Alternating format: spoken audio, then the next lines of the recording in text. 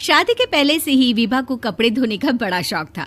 कभी नल के नीचे तो कभी तालाब के पास। अरे मेरी नीली वाली लुंगी नहीं दिख रही है। विभा की अम्मा, कहाँ रखी है लुंगी? अरे वो तो विभा ने परसों ही धोकर रखी थी आपकी अलमारी में, देखो वहीं होगी। वो ना मैंने आज धो दी, मुझे लगा कि गंदी हो गई होगी। अरे कैसे गंदी हो गई थी? उसे तो मैंने पहना भी नहीं। हे भगवान, इस लड़की के कपड़े धोने की आदत से परेशान हो गया हूँ मैं। जितना तो घर में राशन नहीं आता, उससे कहीं ज्यादा डिटर्जेंट पाउडर का खर्चा है।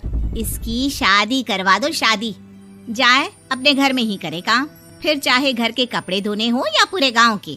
हाँ ठीक बोल रही हूँ, देखता हूँ मैं कोई लड़का। वो दिन भी आ जाता है जब विभा को देखने लड़के वाले आ जाते हैं। लड़की मुझे अच्छी लगी। होने वाली सास कहती है, बेटी अगर कुछ पूछना है तो पूछ लो। वैसे तो हमारी लड़की बहुत ही शर्मीली है, जो बोल दो वो मान लेती है, इसे क्या पूछना होगा। अरे कैसी बात कर रही हो माँ, मुझे इन लोगों के घर रहना है, सवाल तो कई है। हाँ हाँ बेटा, पूछ लो ना, क्या पूछना है। आप लोगों के घर कपड़े कौन धोता है? सास का मुंह बन जाता है।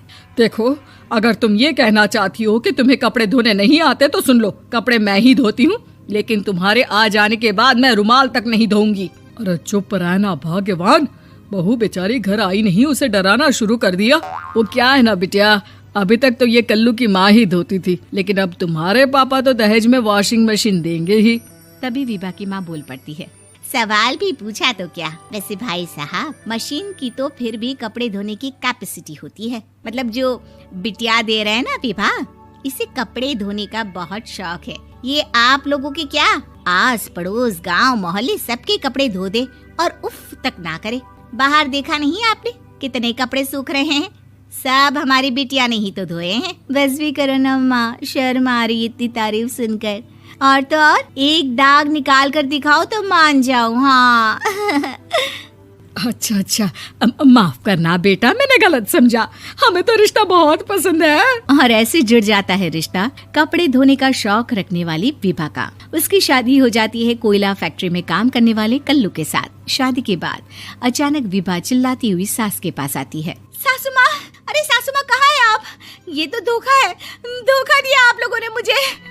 इसे ससुर के चक्कर के बारे में पता चल गया। अरे तो उसमें तुझे क्यों धोखा मिला है? अरे नल में पानी नहीं आता, कपड़े कैसे कब धुलेंगे? अच्छा, तू पानी नहीं आ रहा उसकी बात कर रही है। तो आपने क्या सोचा? कुछ नहीं। अच्छा, तेरी माँ ने कहा था कि कपड़े धोने का शौक है तुझे, याद आया मुझे।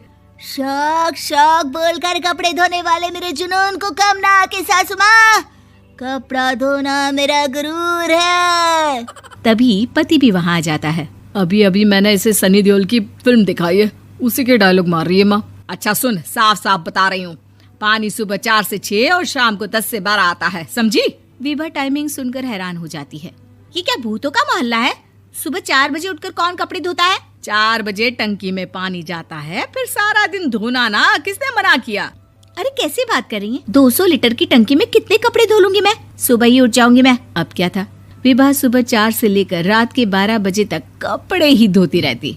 एक रोज सास पड़ोस से निकलकर कहीं जा रही होती है कि साथ वाली कहती है, हाँ कल्लू की माँ, जरा ये बताओ कि 2 साड़ी है, 2 ब्लाउज और एक पेटीकोट और एक नाड़े वाला लंबा कच्छा। हाँ तो? अरे तो क्या, कितना लोगी धुलाई ये बताओ। धोबन दिख रहे हैं हम क्या? हमारे पति सरकारी नौकरी से अभी रिटायर हुए हैं और बेटा सुपरवाइजर है कोयला फैक्ट्री में। धोबन समझ रखा है हमें?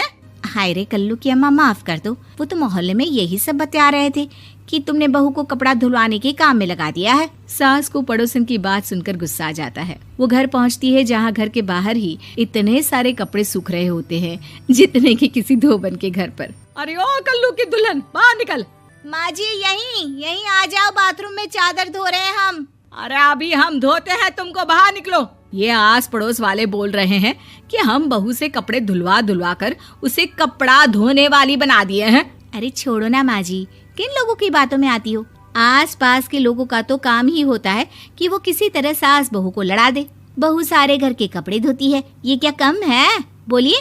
सास को भी लग जाता है कि वो बहू का ये सनकीपन नहीं छुड़वा सकती, इससे अच्छा है कि खुद ही चुप हो जाए।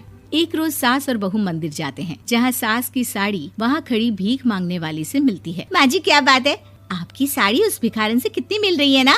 हाँ हाँ, देखो तो दोनों की साड़ी मिल रही है। क्या बात है कल्लू की अम्मा, तुम खुद को तो अफसर की बीवी बताती हो और ऐसी सिंपल सी प्लेन साड़ी पहनकर घूमती हो। सिंपल और प्लेन नहीं है ये साड़ी। तो क्या सोने के धागे से फूल बने हैं?